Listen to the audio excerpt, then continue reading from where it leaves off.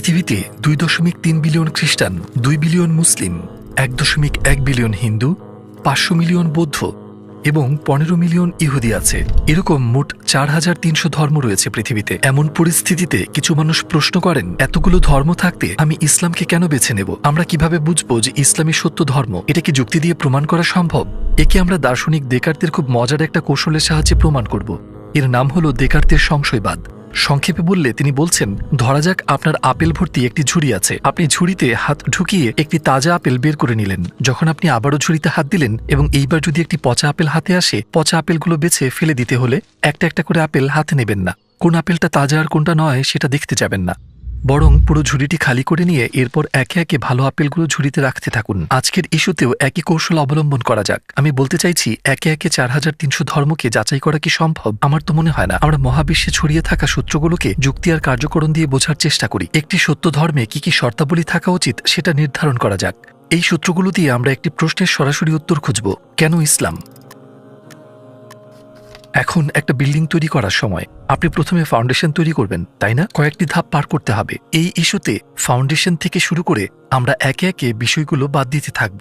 সেক্ষেত্রে আমাদের ফিল্টারগুলো হবে, সৃষ্টিকর্তা কি আছেন? ধর্মের কি প্রয়োজনীয়তা আছে? যদি ধর্মের প্রয়োজনীয়তা থাকে তাহলে কি পবিত্র গ্রন্থ বা নবীর প্রয়োজন কি আছে? প্রথমে এই বিল্ডিং এর ফাউন্ডেশন নিয়ে ভাবা যাক। সেটা হলো সৃষ্টিকর্তার অস্তিত্ব আছে কিনা। আপনি হয়তো একে প্রমাণ করার বিভিন্ন উপায়ের কথা ভাবছেন, কিন্তু আজ আমাদের দৃশ্যমান মহাবিশ্ব থেকেই এই প্রশ্নের উত্তর খুঁজে নেওয়া যাক।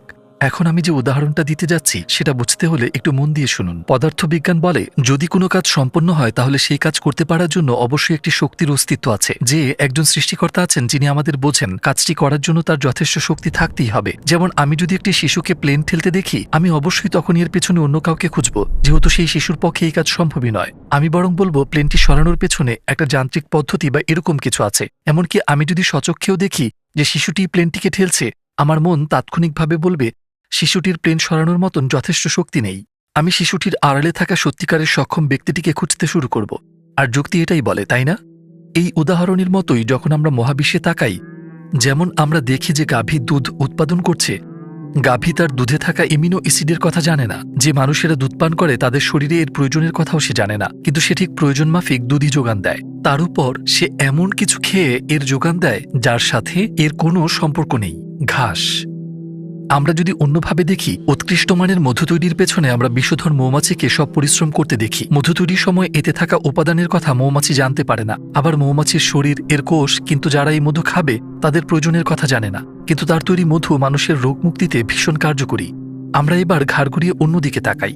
আমরা দেখি শুকনো, বিস্বাদ, রংহীন মাটি থেকে গাছপালা রসালো, মিষ্টি আর রং বেরঙের ফল উৎপন্ন করছে। গাছের বীজ কিন্তু জানে না আমরা কেমন স্বাদ পেতে যাচ্ছি, কেমন ঘ্রাণ আমার নাকে ভালো লাগবে তাও গাছ জানে না। গাছ জানে না আমার চোখ কি দেখতে পছন্দ করে। গাছ আমার শরীরের প্রয়োজন জানে না। বীজ অবস্থায় এটা ছিল সাধারণ, স্বাদহীন, গন্ধহীন। এর থেকেই শত শত এমন ফল পাওয়া গেছে যার স্বাদ আমার জিহ্বার সাথে খাপ খায়, এমন একটা ঘ্রাণ যা আমার নাকের সাথে খাপ খায়, এমন সৌন্দর্য যা আমার চোখ জোড়ায়, আবার আমার শরীরের জন্য উপকারী।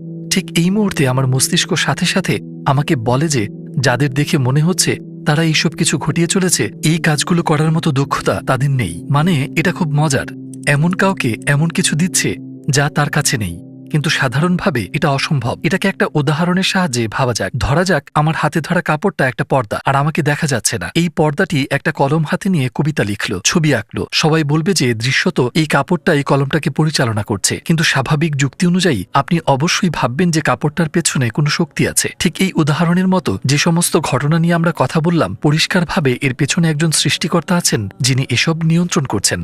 আমরা যদি এই উদাহরণগুলো পরিষ্কারভাবে বুঝে থাকি তাহলে আমাদের মনের চোখ দিয়ে আমরা দেখতে পাবো যে একজন সৃষ্টিকর্তা আছেন যিনি আমাদের বোঝেন, যিনি পর্দার আড়ালে কাজ করেন এবং আমাদের প্রয়োজন অনুসারে সবকিছু বাস্তবায়ন করেন। এখন যদি প্রথম ফিল্টার পরিষ্কার হয়, বৌদ্ধ ও জৈন এর মতো ধর্ম এবং নাস্তিক্যবাদ, অজ্ঞেয়বাদ, প্রকৃতিবাদ এবং সংশয়বাদের মতো দর্শন বাদ পড়ে যায়, কারণ একজন সৃষ্টিকর্তা থাকতেই হবে, আপনি তাকে যে নামেই ডাকুন না কেন। এখন আমাদের দ্বিতীয় ফিল্টারের কথা ভাবা যাক। এক্ষেত্রে আমরা যুক্তিবিজ্ঞানের তুলনামূলক পদ্ধতি ব্যবহার করব। ব্যাপারটাকে আমি এভাবে বলবো, আমরা যখন চারপাশে দেখি যে কোনো সময় যে কোনো জায়গায় এই নিয়মটা ধ্রুব। যদি আমরা চোখের সামনে কোনো কাজ, পণ্য দেখি, পণ্য নির্মাতা এর সম্পর্কে সবচেয়ে ভালো জানবে। আবার যখন কেউ নিয়ে কথা বলতে যাবে, যিনি এটা বানিয়েছেন তারই সবচেয়ে বেশি অধিকার এটি নিয়ে কথা বলার। যেমন আমি যখন একটা ফোন কিনি সেটার সাথে একটা ইউজার ম্যানুয়াল থাকে, তাই না? সেটা দেওয়ার মাধ্যমে প্রস্তুতকারী কোম্পানি কিন্তু আমাকে এরকম এরকম জানিয়ে দিচ্ছে যে এই ফোনটা আমরা বানিয়েছি, তাই যৌক্তিকভাবে আমরা এই সম্পর্কে সবচেয়ে ভালো জানি, একেবারে ছোটখাটো ডিটেল পর্যন্ত। আর এই ম্যানুয়ালটা দিয়ে আমরা সেই ব্যাপারটা স্পষ্ট করছি। একেবারে সাধারণ পণ্যেও সেটা থাকে। এরপর আমাদের মাথায় এই প্রশ্নটা আসে, যদি সাধারণ কোনো পণ্যেও ইউজার ম্যানুয়াল থাকে, এমনটা কি সম্ভব যে মহাবিশ্বের সৃষ্টিকর্তা, যিনি মানবজাতিকে সৃষ্টি করেছেন ও পৃথিবীতে পাঠিয়েছেন, তিনি তাদের দিক নির্দেশনার জন্য কোনো ম্যানুয়াল পাননি? ইতিহাস জুড়ে সমগ্র মানবজাতি এই প্রশ্নগুলো করে চলেছে। কে আমি কোথা থেকে এসেছি, কোথায় আমার গন্তব্য, আমার জীবনের মানে কি?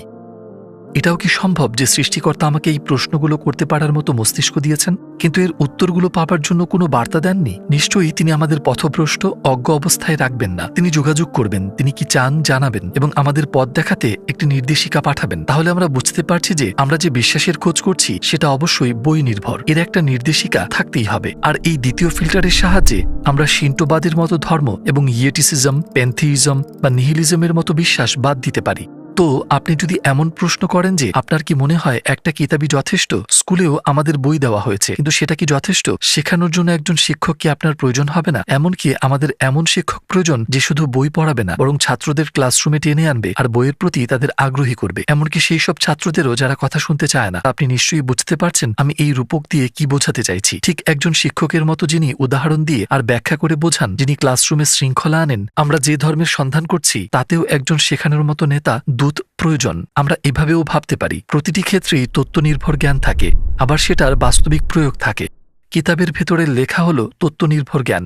তাই এমন একজনের প্রয়োজন যিনি বাস্তবিক জীবনে সেগুলোকে কাজে কিভাবে পরিণত করা যায় তা শেখাবেন। যখন কেউ প্রশ্ন করে আমি আমার জীবনের লক্ষ্য অনুযায়ী কিভাবে বাঁচব, আমার জীবনের ম্যানুয়াল অনুযায়ী, তার এমন একজন রোল মডেল প্রয়োজন যিনি তাকে হাতে কলমে দেখাবেন, যাতে সে নিজের জীবনে তা মেনে চলতে পারে। আমরা যদি শিক্ষকের উদাহরণে ফিরে যাই, শুধুমাত্র গাণিতিক সূত্রগুলো জানাই যথেষ্ট না, এর ব্যবহার ও প্রয়োগ দেখে শেখাটাও জরুরি। আপনার কি মনে হয় না যে নবী রূপে একজন নেতা থাকাটা খুব প্রয়োজন? এমনকি প্রাণীজগতেও এর অনেক উদাহরণ পাওয়া যায়। যেমন আপনি যদি একটা মৌচাক লক্ষ্য করেন, আপনি দেখবেন একটি বসতি সেখানে সমাজের মতো বাস করছে এবং তাদের লক্ষ্য উদ্দেশ্য এক। সে সমাজের নেতৃত্বে আছে একটি রানী মৌমাছি। আবার আপনি যদি একটি পিঁপড়ার ঢিবি দেখেন যাদের লক্ষ্য উদ্দেশ্য এক, আপনি নেতৃত্বে একটি রানী পিঁপড়া দেখতে পাবেন। আল্লাহ কি এমনটা করবেন যে এই গ্রুপগুলোকেও যখন তিনি নেতৃত্ববিহীন রাখেননি, তিনি কি মানবজাতিকে নেতাশূন্য রাখবেন? আমরা মানবজাতির কথা বলছি, পিঁপড়া বা মৌমাছির চাইতে অনেক বেশি গুরুত্বপূর্ণ প্রাণের কথা বলছি। আল্লাহ মানুষের ক্ষুদ্র জিহ্বার জন্য শত শত স্বাদের সৃষ্টি করেছেন। তিনি কি মানবজাতিকে দিশাহীন, লক্ষ্যহীন কোনো জীবন দেবেন? তিনি তাদের রাসূল পাঠিয়ে পথনির্দেশ করবেন না? এমনটা কি হতে পারে?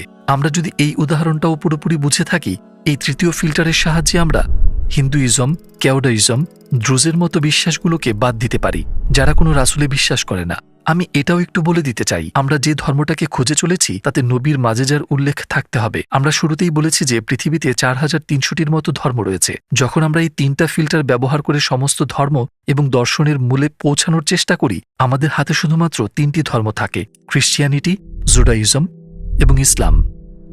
তাদের প্রত্যেকেরই সৃষ্টিকর্তা, কিতাব এবং নবীর ধারণা রয়েছে। এখন এই ব্যাপারটা লক্ষ্য করুন, এই 3টি ধর্মের সবগুলো ফিল্টার পার করে আসা থেকে বোঝা যায় যে তাদের ভিত্তি সত্যের উপরে প্রতিষ্ঠিত। আমরা যদি জুডাইজমের দিকে তাকাই, সেখানে মূল চরিত্র হিসেবে মুসা আলাইহিসসালামকে দেখতে পাই এবং খ্রিস্টিয়ানিটিতে মূল চরিত্র হল যিশু, তার উপর শান্তি বর্ষিত হোক। যদিও এই দুই মহান নবীর শিক্ষাগুলো এই দুটো ধর্মেই বিকৃত করা হয়েছে। প্রাথমিকভাবে তারা সত্যকেই সামনে এনেছিল। দুটো ধর্মের একটা অদ্ভুত মিল হলো তারা কেউই রাসূল মুহাম্মদ সাল্লাল্লাহু আলাইহি ওয়াসাল্লামকে সত্য নবী বলে স্বীকার করে না। কিন্তু ইসলাম বলে যে রাসূল মুহাম্মদ সাল্লাল্লাহু আলাইহি ওয়াসাল্লাম আল্লাহ প্রেরিত সর্বশেষ নবী, আর মুসা এবং যিশু তারাও আল্লাহর নবী ছিলেন। এই সত্যের উপর ভিত্তি করে আমরা বলতে পারি যে যদি প্রমাণ করা যায় রাসূল মুহাম্মদ সাল্লাল্লাহু আলাইহি ওয়াসাল্লাম সত্যিকারের নবী, তাহলে ইসলাম একমাত্র সত্য ধর্ম হিসাবে প্রমাণিত হবে এবং মুসা আলাইহিস সালাম এবং ঈসা আলাইহিস সালাম আল্লাহর একই বার্তা প্রচারে পৃথিবীতে এসেছিলেন। হ্যাঁ, এটাই সেই পয়েন্ট যখন এ কথার নানা রকম প্রমাণ আমাদের মাথায় আসে। এর সবচেয়ে বড় প্রমাণ হলো রাসূল সাল্লাল্লাহু আলাইহি ওয়াসাল্লামের জীবন। ভেবে দেখুন, তিনি নবুয়তের আগে 40 বছর তার সম্প্রদায়ের সাথে কাটিয়েছেন। তার নবুয়তের 23 বছর ধরে ঠিক সেই মানুষগুলোর একেবারে চোখের সামনে তিনি ছিলেন। তার প্রত্যেকটা পদক্ষেপে সবার নজর থাকত। আমরা এখন দেখব সেই মানুষটি, আল্লাহ মাফ করুন, মিথ্যা বলতেন কিনা। যুক্তির খাতিরে আমরা জানি যে মানুষগুলো পদমর্যাদায় ভীষণ কাছাকাছি, তারা একে অন্যের অনুকরণ করে থাকেন, কিন্তু অন্যজনের চাইতে কারো মর্যাদা যত কম হয় তাকে অনুকরণ করা ততই কঠিন হয়ে পড়ে। যেমন ইবনে সিনার কথা ভাবুন, যাকে পশ্চিমা বিশ্ব আবিসিনা নামে চেনে, এক প্রতিভাবান চিকিৎসক যার লেখা বই শতাব্দী জুড়ে পৃথিবীর বিভিন্ন বিশ্ববিদ্যালয়ে পড়ানো হয়েছে। একজন অশিক্ষিত ব্যক্তি ঠিক কতটুকু আবিসিনার অনুকরণ করবে বা তার নাম ভাঙাবে? কোনো শহরে গিয়ে যদি সে বলে আমি আবিসিনা, ঠিক কতজন তাকে বিশ্বাস করবে? কিছু সময় পর যারা তার সাথে সময় কাটাবে তার আচরণ আর কার্যকলাপ দেখে বুঝে যাবে যে সে মিথ্যাবাদী। একজন গরিব জোচ্চোর সুলতানের অনুকরণ করতে পারে না। খুব অল্প সময়ে তার চলন বলনে এটা স্পষ্ট বোঝা যাবে যে সে একজন জোচ্চোর। ধরা যাক সে অনুকরণে সফল হলো, কিন্তু কতদিন ধরে সে মানুষকে ধোঁকা দিতে পারবে? কিছু সময় পর কোনো না কোনোভাবে তার মিথ্যা ধরা পড়ে যাবে। আমরা কি এই যৌক্তিক তুলনা রাসূল মুহাম্মদ সাল্লাল্লাহু আলাইহি ওয়াসাল্লামের ক্ষেত্রে প্রয়োগ করতে পারি? তার প্রচারিত ধর্ম তার সম্পর্কে আমাদের জানায় তিনি এমন একজন ব্যক্তি যাকে আল্লাহ অসংখ্য মানুষের মধ্য থেকে নবী মনোনীত করেছেন। তিনি আল্লাহ সুবহানাল্লাহু তাআলার পক্ষ থেকে সমগ্র মানবজাতির জন্য প্রেরিত নবী। তিনি সর্বশ্রেষ্ঠ এবং মানবজাতির মধ্যে তার আখলাক সর্বোত্তম। এখন এখানে দুটো সম্ভাবনা রয়েছে, হয় এর পুরোটাই সত্যি, না হয় আল্লাহ মাফ করুন তিনি মিথ্যাবাদী। কিন্তু এটাও মনে রাখতে হবে যে যে ব্যক্তি তাকে মিথ্যাবাদী বলবে তাকে কোনো সাধারণ মিথ্যাবাদী হিসেবে দেখবে না, তাকে আপনার ইতিহাসের সবচেয়ে বড় মিথ্যাবাদী বলে ভাবতে হবে, কারণ তিনি এতখানি উচ্চ মর্যাদায় থাকা নিয়ে মিথ্যা বলেছেন। আপনার তাকে এমন একজন ভাবতে হবে যে সৃষ্টিকর্তা মানে না, তিনি শাস্তি দিতে পারেন সেই ভয় তার নেই এবং আল্লাহর নামে তিনি মিথ্যা বলেন। ধরে তিনি মিথ্যা বলেছেন, সেটা কি তিনি 23 বছর ধরে রাখতে পারবেন? অনেকেই মনে করেন রাসূল সাল্লাল্লাহু আলাইহি ওয়াসাল্লাম খুব অল্প মানুষের সাথেই মিশতেন, কিন্তু একথা একেবারেই সত্যি নয়। তার নবুয়তের সময় তার আশেপাশের হাজারো মানুষ তার সবগুলো দিক নিজের চোখে দেখেছে। আমরা জানি তিনি কোন হাত দিয়ে খাবার খেতেন, কোথাও প্রবেশের সময় কোন পা আগে রাখতেন, এমনকি তার নখ কিভাবে কাটতেন। মানে তারা তাকে এমনভাবে পরীক্ষা করেছে যে ইতিহাসে এমনভাবে আর কাউকে এত গভীরভাবে পরীক্ষা করা হয়নি। আপনার কি মনে হয় তারা যদি কোনো অসঙ্গতি দেখতে পেত, কোনো খুঁত দেখতে পেত, তারা তার পাশে দাঁড়াতো বা এত কষ্ট সহ্য করত? একদমই না। পাশাপাশি যারা তাকে খেয়াল করেছে তারা সবাই বিশ্বাসী ছিলেন না। যারা তার নবুয়ত অস্বীকার করেছে তারাও তাকে লক্ষ্য করেছে। তিনি নবী হওয়ার আগেও তাদের সাথে ছিলেন, শুধু তার পরেই না, তাদের মাঝে তার জন্ম বেড়ে ওঠা। তিনি বাইরে থেকে আসেননি, তার সম্পর্কে সবকিছুই তাদের জানা। তারা তাকে এতটাই বিশ্বাস করত যে তার নবুয়তের আগে তারা তাকে আলামিন নামে ডাকত, যার অর্থ বিশ্বাসী। সবাই এক বাক্যে জানত তিনি মিথ্যা বলেন না এবং জানত তিনি কতটা সৎ। নবুয়তের পর যারা তার শত্রু হয়ে যায় তারাও নিজেদের সম্পদ তার কাছে নিরাপদ ভাবত। নবুয়তের আগে বা পরে তার কোনো খুঁত খুঁজে পায়নি। তারা শুধু একভাবেই তার দোষ খুঁজে পায়, সেটা হলো তাকে জাদুকর, বাজিকর এইসব নামে অপবাদ দেওয়া, আর কিছু না। যে ব্যক্তি মিথ্যা বলছে অবশ্যই তার এ থেকে কোনো দুনিয়াবী লাভ পাওয়া উচিত, কিন্তু তার জীবন কর্ম থেকে তিনি কোনো লাভ পাননি, বরং এমন অনেক কিছু ছিল যা তার জীবনকে কঠিন করে দিয়েছিল। তিনি টানা রোজা রেখেছেন, দারিদ্র্যের আঘাতে তিনি সিহরি এবং ইফতার ছাড়াই রোজা রেখেছেন। আয়েশা রাদিয়াল্লাহু আনহু বলেন, কখনো কখনো তার ঘরে টানা 2 মাস কোনো খাবার রান্না হতো না। তিনি খেজুর খেয়ে দিন কাটাতেন। তিনি রাতে ইবাদত করতেন, টানা সালাত আদায় করতেন। তাহাজ্জুদের সালাত কি? এটা রাতের শেষ তৃতীয়াংশে জেগে সালাত আদায় করা, তাই না? মুসলিমদের জন্য এই সালাত সুন্নাহ, ঐচ্ছিক, কিন্তু নবী সাল্লাল্লাহু আলাইহি ওয়াসাল্লামের জন্য এটা ছিল ফরজ, আবশ্যক। কেন তিনি রাতের আধারে নিজেকে এত কষ্ট দেবেন যখন তাকে কেউ দেখছে না? মিথ্যা বলার জন্য? তিনি 23 বছর ধরে নিজের প্রচার করা ধর্ম যে কারো চেয়ে ভালোভাবে পালন করেছেন, সবার চেয়ে বেশি ইবাদত করেছেন, গুনাহ থেকে দূরে থাকতে সবচেয়ে বেশি সতর্ক ছিলেন। বিশ্বের সেরা মিথ্যাবাদীর চরিত্র কি একটুও এমন হতে পারে? এসব কিছু করে তার লাভটা কি? তিনি কি এসব প্রতিপত্তি, অর্থ সম্পদ বা নারীর লোভে করছেন? প্রতিপক্ষ এই সব কিছুই দিতে চেয়েছিল, কিন্তু তিনি সবসময় একই উত্তর দিয়ে গেছেন, আমাকে যদি ডান হাতে সূর্য আর বাম হাতে চাঁদও এনে দেওয়া হয় তবু আমি দিনের পথ ছাড়ব না। তো তিনি বলেন, দুনিয়াবী লাভের জন্য আমার সংগ্রাম নয়, যদি আমাকে শুধু এই জিনিসগুলোই না বরং পুরো পৃথিবী, চাঁদ আর সূর্যও দেওয়া হয় আমি তবু পিছু হটব না। তিনি সারা জীবন মৃত্যু হুমকি পেয়েছেন।